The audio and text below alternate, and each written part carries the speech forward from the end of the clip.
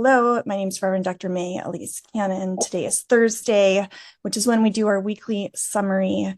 Today is March 20th of 2025. It's day 531. Today is our second day of our advocacy summit. So many people who normally join us for these weekly updates are here with us in Washington, D.C. So many updates this week. One of the things we've been talking about at the Advocacy Summit is people are often saying, how do you stay in the game and how do you do it? And I've been so grateful that we've been able to gather at the Advocacy Summit, because one of the ways we stay in the game is by being together and not walking the path alone. And so it's been grateful to be alongside of so many CMEP constituents. And today is the day that people will be on Capitol Hill. And then we'll end the day with a prayer vigil on the Capitol Mall. And it's a good reminder that we're walking this path together towards justice, peace, and liberation in the context of community. So the news from an earthly perspective this week has been beyond devastating. And I'll talk about that. So on Tuesday this past week, March 18th, was the day that the ceasefire officially broke. And I'll talk about that specifically. The most recent news as of this morning is that Israeli forces yesterday resumed ground operations in Gaza. So entering specifically the Netzarim corridor, reinstating an Israeli-controlled partial buffer zone between the north and the south of Gaza. It's unclear how many Israeli soldiers are currently in the Strip and whether or not their entrance has marked the start of a new entire ground offensive. In a video statement, the Defense Minister Katz says what comes next will be much harder, and that the Palestinians in Gaza, not Hamas, but the Palestinians in Gaza, will pay the full price. So Israeli airstrikes across Gaza just in the last 24 hours have killed 70 Palestinians and wounded dozens more. The Israeli military said that it took reports of overnight strikes targeting specific houses. A UN worker has been killed and others were injured in a detonation that hit a compound that belongs to the United Nations in Gaza yesterday.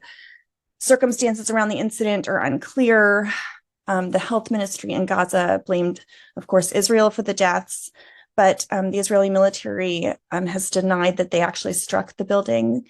Separately, the head of the UN aid agency, UNRWA, said that 5 UNRWA staff were confirmed killed just in the last couple of days. Also, just as of news this morning, so Thursday morning, Yemen's Houthis fired a ballistic missile at Israel's Ben Gurion airport. According to a Houthi spokesperson, IDF intercepted the missile before it entered Israel. There were no injuries. Israel has also said that the opportunity to extend a ceasefire in Gaza, the U.S. said the opportunity to extend a ceasefire in Gaza is there, but it's closing fast. So that, is the news as of this morning, not even summarizing kind of what's happened over the past week. As of the last week, Tuesday was the day that the ceasefire broke. We heard this Monday night before going to bed. Airstrikes started on Gaza about 2 a.m. in the morning, local time, 2 a.m. And the airstrikes began and dozens of people were killed. And you could just watch the death toll in Gaza be increasingly ratcheted up. The Trump administration knew the Israelis were going to strike. Netanyahu's office said the decision to resume the war was taken after Hamas had refused kind of a third or fourth offer. So you had the ceasefire negotiation that was a phase 3, 3 phases of a ceasefire. Phase 1 ended, and really negotiations to move into phase 2 didn't even begin. And so the Israelis and the US had these alternatives that they kept offering to Hamas. And when that didn't work out, Israel resumed dropping bombs on Gaza. The Prime Minister's office said that Israel is going to increase its power of its military operation. Hamas said that the Israeli government decided to overturn the ceasefire agreement. And they said, we demand mediators hold Netanyahu fully responsible for violating the breach of the ceasefire. And I just want everyone to know 2 weeks ago or so, or when I talked about the new IDF chief being put into place, we were told this is exactly what would happen. He had a 4-part plan. The plan was first cutting off the food and humanitarian assistance. This was more than 2 weeks ago. After food and humanitarian assistance was cut off from Gaza, that's how long it's been that there's been a complete siege on Gaza. Then electricity would be cut off, and that happened that was the second step. The third step was that airstrikes would start, and the fourth stage was the resumption of an Israeli military presence in the Gaza Strip. And we've seen all 4 of those things happen. So when I went to bed Tuesday night, 109 people had been killed. And by the time I woke up the next day, when I went to bed Monday night, 109 people had killed. And by the time I woke up Tuesday morning, the death toll was 300 people. And then the number of deaths was reportedly 404 people killed on Tuesday in that 24-hour period. And it's believed the death toll is actually higher, again, because more people were killed under the rubble. More than 100 Israeli airplanes were a part of dropping bombs.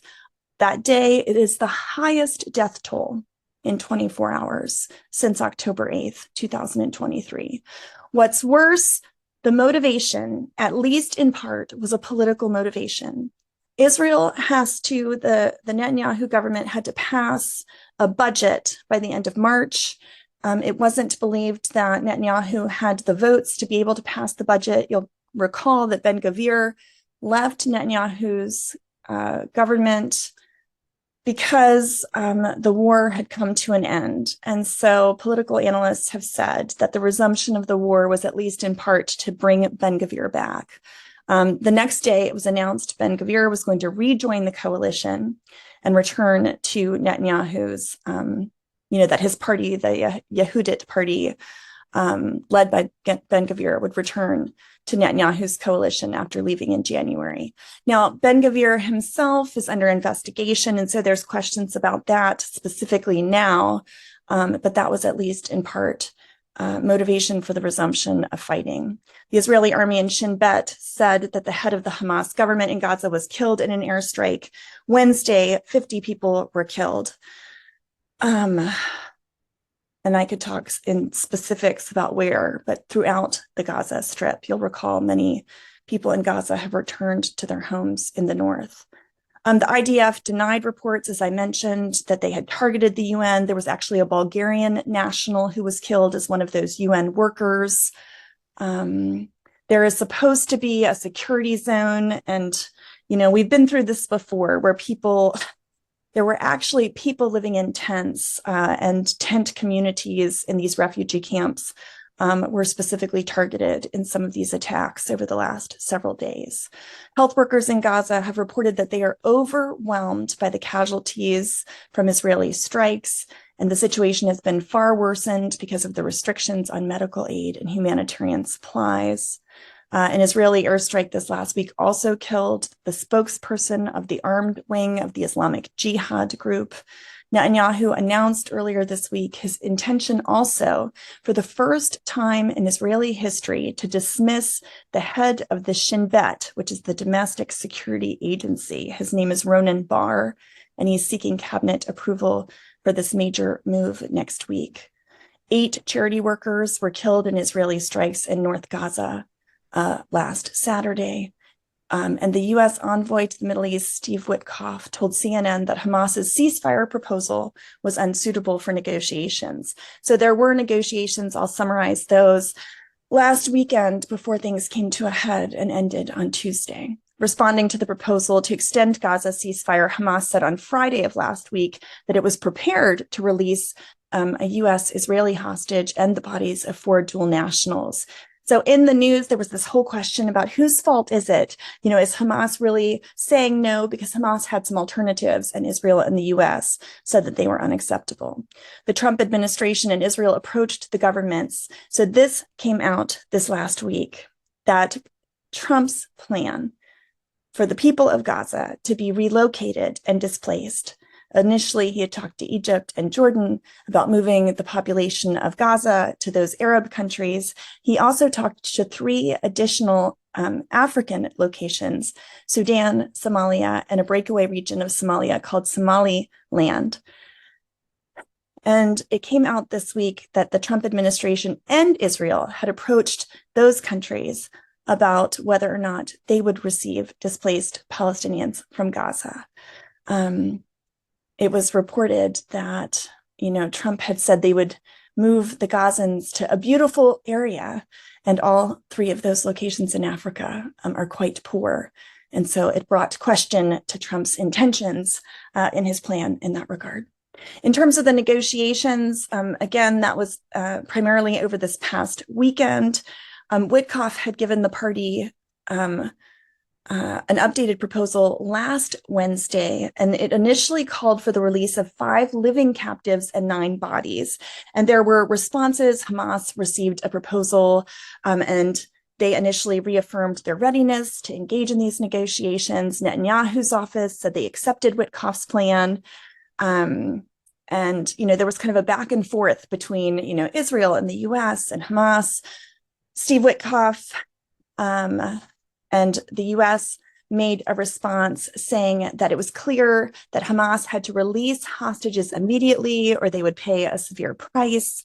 So all of this was supposed to be kind of a bridge proposal because there were not negotiations, moving into the second phase of the ceasefire. And Hamas, according to the United States, was blamed for not accepting this bridge proposal. In a speech on Tuesday, Prime Minister Netanyahu said his government had no plan to relent. From now on, Israel will act against Hamas with increasing intensity, and negotiations will only take place under fire. Mediators also reportedly pushed Hamas to release Israeli hostages in exchange for de-escalation, since things have re-engaged in terms of battles on the Gaza Strip. In the West Bank, a Palestinian man this past week set himself on fire in the Tulkarm camp in protest of the Israeli forces demolishing his house. He remains hospitalized and has been in critical condition. I have not heard whether or not he is still alive. Shin Bet also had a statement in what they identified, which is not very common, but they used the word terrorist in terms of a Jewish attack against a community of Palestinians in the north of the West Bank, where settlers attempted to steal a herd. Settlers responded to Palestinians who were attempting to steal a herd that was owned by Israeli citizens, and the settlers were identified as a Jewish terrorist attack in a statement by this domestic, Israeli security group, the Shin Bet. And so, there of course have been ongoing incidents between settlers, attacks and Palestinians in the West Bank. In Tulkarm this past week, the Israeli military has continued to be present in Nablus and in Jenin. And so there's been, that's been going on 35 days in Ner Shams, 48 days in Tulkarm. And in those communities, more than 24,000 Palestinians have been displaced. Residents of the Al-Maraba neighborhood were forced to leave their homes at gunpoint. Al-Nasra Mosque, they had their gate blown up. People had their homes searched and a house was set on fire, and 13 people were killed thus far. In Israel, tens of thousands of protesters have gathered at the prime minister's residence, protesting the ongoing attempts to erode Israel's democratic institutions and to oust leading civil servants, referring to Israel's gatekeepers. And there's an investigation ongoing about what actually happened on October 7th in South Israel. Specifically, the border community of Kibbutz Alumim said that the IDF failed to defend the kibbutz and that the security squad in the kibbutz fought alone for many hours. Israel last year expanded and consolidated settlements in the occupied West Bank in breach of international law, according to a human rights report in the UN High Commissioner for Human Rights. And Israel is also buckling down on international NGOs, which is hugely significant, NGOs working in the occupied Palestinian territories. And so those NGOs are having trouble getting visas for internationals. The registration rules for international NGOs are changing, and this will affect groups like Save the Children and Oxfam and Doctors Without Borders. There's currently 170 international NGOs registered in Israel. I believe, and please don't quote me on this, we should look it up, but I believe it's been since 1990 that no new international NGOs have been able to register, as a new NGO. But the ones that have already had registration have been able to re-register, and now all those laws are changing. And there's a significant concern about requiring these groups to submit the names of local Palestinian staff. Israel is saying it's necessary to vet for potential ties to militants, but these international communities worry that their local Palestinian staff will be subject to ill treatment. In Lebanon, a Hezbollah-linked newspaper reported Wednesday an IDF strike. There have been numerous strikes on South Lebanon this past week as well. The U.S. said that the responsibility for resumed hostilities in Gaza lies solely with Hamas. Hostilities in Gaza must cease, and humanitarian aid and commercial essentials must be allowed into the territory, the UN Secretary General stated this week. And in Yemen, the United States started a large-scale military strikes. This was announced this past weekend, and throughout the week after the weekend, the U.S. has had massive airstrikes all over Yemen. So President Trump warned Iran, this started on Saturday, saying that we were going to launch decisive and powerful attacks, and 31 people were killed as a result of U.S. airstrikes, and 101 people were injured, according to Reuters. In this past week, the Yemeni forces, led by the Houthis, Yemeni armed forces announced an attack on the USS Harry Truman and its warships in response. This was in the Red Sea.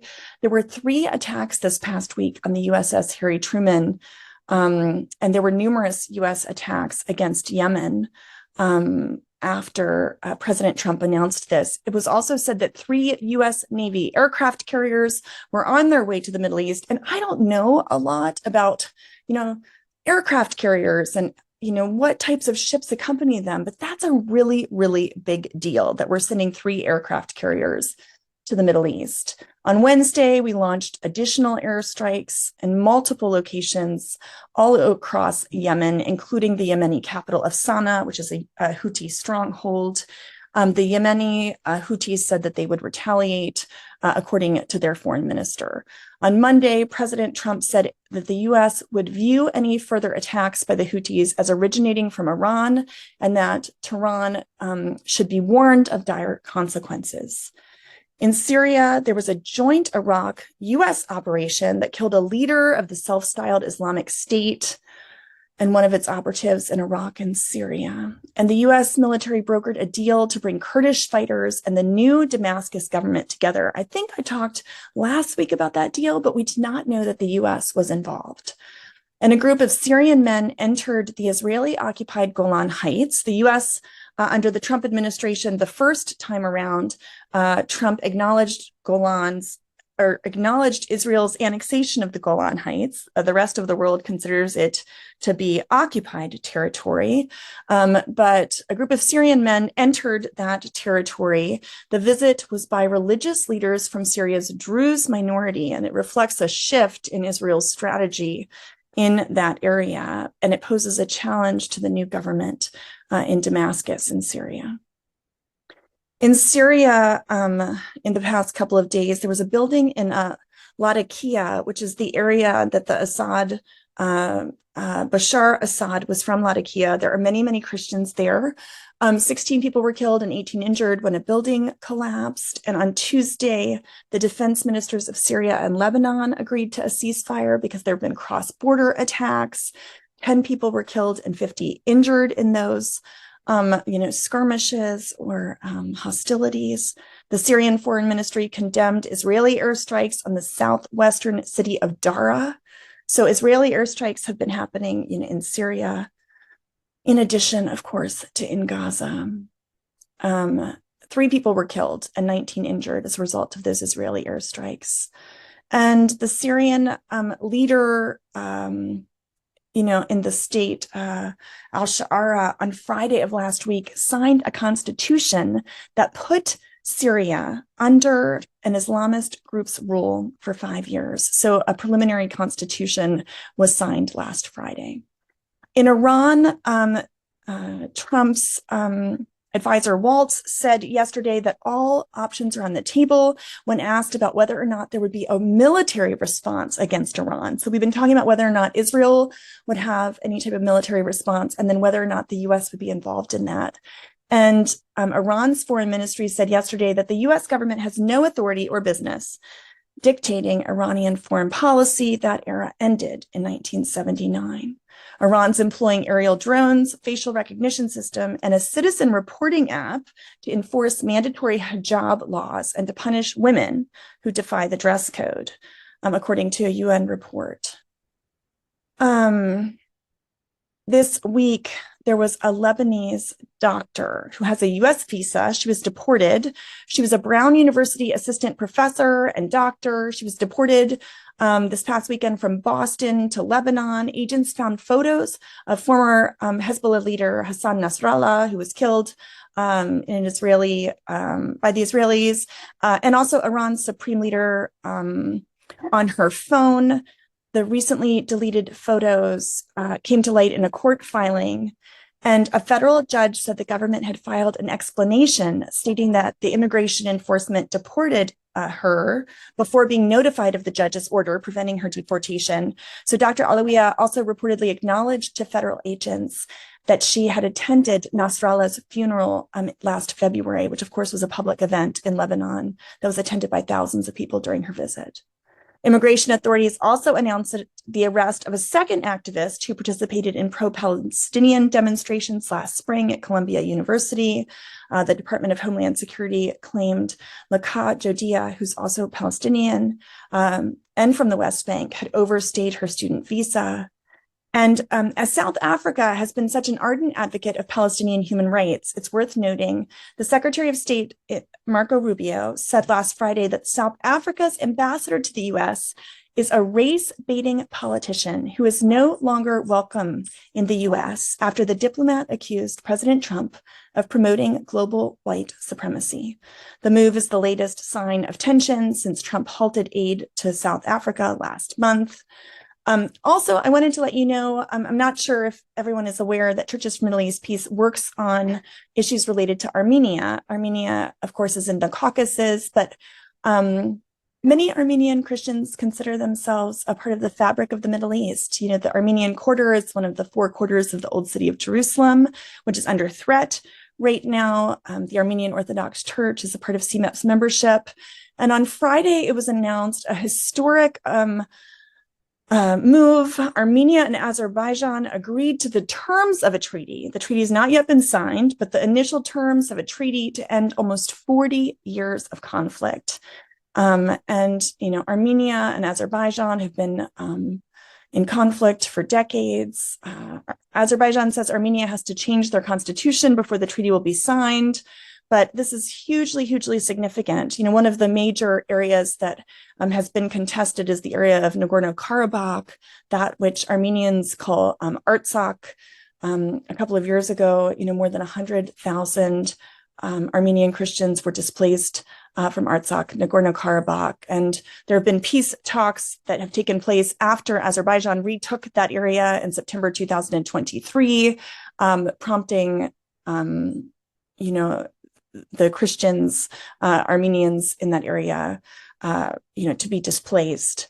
And now that community of Armenians are refugees. So I wanted to let you know about that. And I thought that if I have time, which I don't really, I would close with words from the Armenian prelate in 2022. He gave this beautiful talk during Lent. Archbishop Anna Shavan shared this during a service for peace that was organized by the National Stop the Violence Alliance. And he gave these beautiful, beautiful words, quoting Matthew 26:52. Put your sword in its place, for all who take the sword will perish by the sword. And I won't read the whole thing, but maybe just a little bit. He said, we can agree that anyone would find it hard to follow the advice that Christ is giving us here. But given what we know about the history of humanity and the endless rivers of blood that are still flowing, I sincerely ask, what is the history of warfare, if not the repetition over and over again of Matthew 26:52, with people who take the sword to perish by it? Empires, powerful armies have been fighting each other for power, territory, or economic advantages for millennia. Shall we keep insisting on the old ways of responding to evil and hatred with more of both? That has only begotten more evil and more hatred. Where has that gotten us?